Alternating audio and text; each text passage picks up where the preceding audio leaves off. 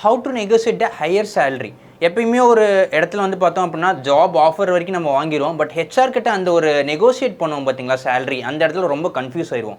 So அப்படி இருக்கும்போது higher சேலரியை நான் எப்படி ஈஸியாக வந்துட்டு நெகோசியேட் பண்ண முடியும் அப்படின்னு பார்த்தோம் அப்படின்னா ஒரு 4 திங்ஸ் வந்து நான் பண்ணணும். ஓகேவா? ஸோ ஃபர்ஸ்ட் வந்துட்டு பார்த்தோம் அப்படின்னா ஆப்வியஸ்லி எனக்கு கம்யூனிகேஷன் ஸ்கில் வந்து ப்ராப்பராக இருக்கணும். ப்ராப்பர் கம்யூனிகேஷன் ஸ்கில் இருந்துச்சு அப்படின்னாலே எதை வேணாலும் மேனேஜ் பண்ணிடலாம். நெக்ஸ்ட் வந்து ஆப்வியஸாக வந்து பார்த்தோன்னா இன்னொரு திங் வந்து டெக்னிக்கலாக நான் ஸ்ட்ராங்காக இருக்கணும்.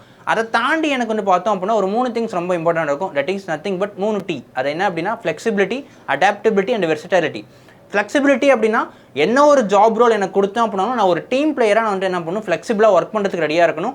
வெர்சட்டாலிட்டி அப்படின்னாலும் நான் எந்த ஒரு ஒர்க் லொகேஷன் கொடுத்தேன் அப்படின்னாலும் எனக்கு ஒரு பவுண்டரி ஃபேக்டர் வச்சுக்காம okay I'm ready to go அப்படிங்கிற வெர்சட்டாலிட்டியாக நான் இருக்கணும். தென் அடாப்டபிலிட்டி, அதாவது ஒரு விஷயம் நான் வந்துட்டு சொல்கிறேன் அப்படின்னா அதை வந்து அடாப்ட் பண்ணிவிட்டு அதுக்கேற்ற மாதிரி நான் மூவ் ஃபார்வர்ட் பண்ணுற ஒரு கேரக்டராக இருக்கணும். இந்த 3 குவாலிட்டிஸ் நம்மக்கிட்ட along with the proper communication skills and then டெக்னிக்கலாக ஸ்ட்ராங்காக இருந்தேன் அப்படின்னா நான் கண்டிப்பாக வந்துட்டு ஹெச்ஆர் கிட்ட ஈஸியாக என்னோட சேலரியை நெகோசியேட் பண்ணி ஹையர் சேலரி எக்ஸ்பெக்ட் பண்ண முடியும்.